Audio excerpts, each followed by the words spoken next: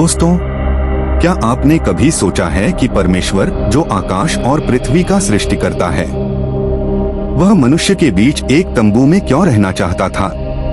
क्यों परमेश्वर ने मूसा से कहा, वे मेरे लिए एक पवित्र स्थान बनाए ताकि मैं उनके बीच निवास कर सकूं? निर्गमन 25:8।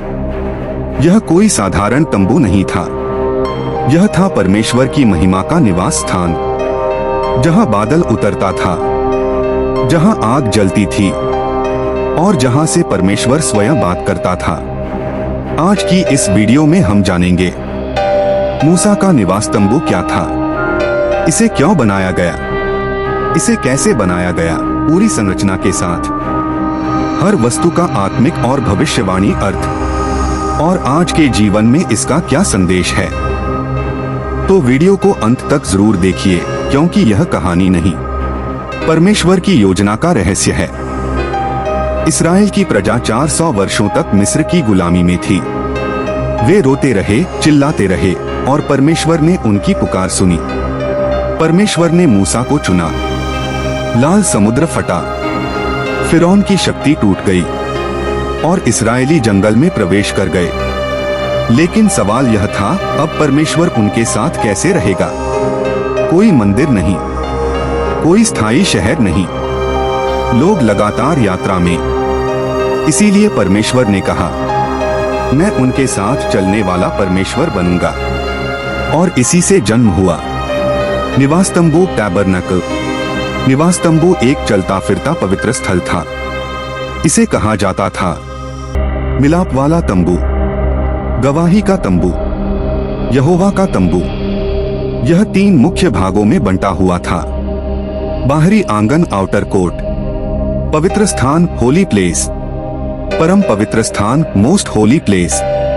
पूरा तंबू इस तरह बनाया गया था कि हर वस्तु का अर्थ हो, हर माप परमेश्वर द्वारा निर्धारित हो, और सब कुछ यीशु मसीह की ओर संकेत करे।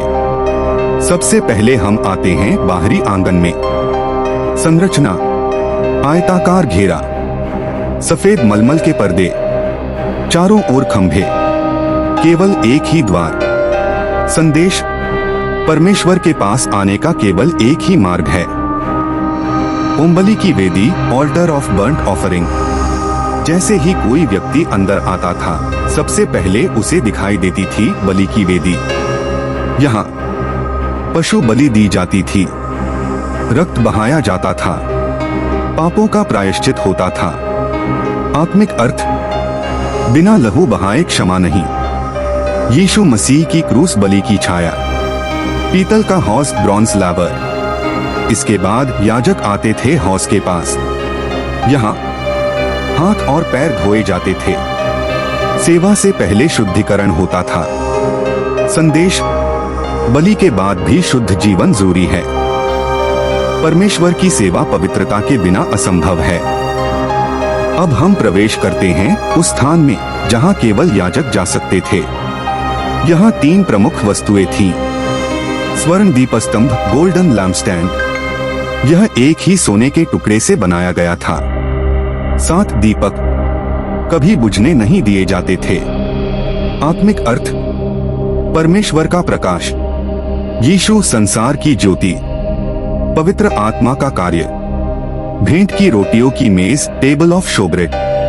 इस पर 12 रोटियां, इस्राएल के 12 गोत्रों का प्रतीक। संदेश, परमेश्वर अपनी प्रजा का पोषण करता है। यीशु जीवन की रोटी। धूप की वेदी, ऑल्टर ऑफ इंसेंस।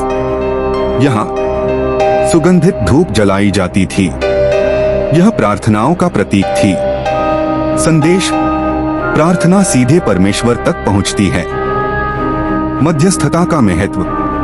भाग 5, परम पवित्र स्थान, मोस्ट होली प्लेस। अब हम पहुंचते हैं सबसे पवित्र, सबसे रहस्यमय स्थान। यहाँ साल में सिर्फ एक बार महायाजक प्रवेश करता था।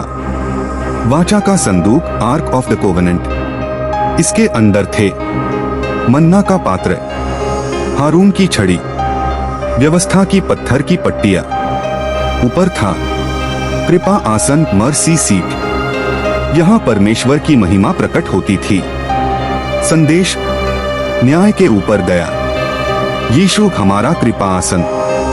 भाग 6: परमेश्वर की उपस्थिति। जब तंबू पूरा हुआ, बादल उतरा, आग प्रकट हुई, परमेश्वर की महिमा भर गई। मूसा भी अंदर प्रवेश न कर सका। यह दिखाता है जब परमेश्वर का कार्य परमेश्वर के तरीके से होता है तो उसकी महिमा अवश्य प्रकट होती है। दोस्तों, निवास तंबू केवल इतिहास नहीं है, यह हमारे जीवन का नक्शा है। बाहरी आंगन उद्धार, पवित्र स्थान आत्मिक जीवन, परम पवित्र स्थान परमेश्वर के साथ संगति। आज हम स्वयं परमेश्वर का मंदिर हैं। यीशु ने पर्दा फाड़ दिया। अब हर विश्वास करने वाला उसकी उपस्थिति में प्रवेश कर सकता है। अगर वीडियो पसंद आया हो तो लाइक और सब्सक्राइब जरूर करें। धन्यवाद।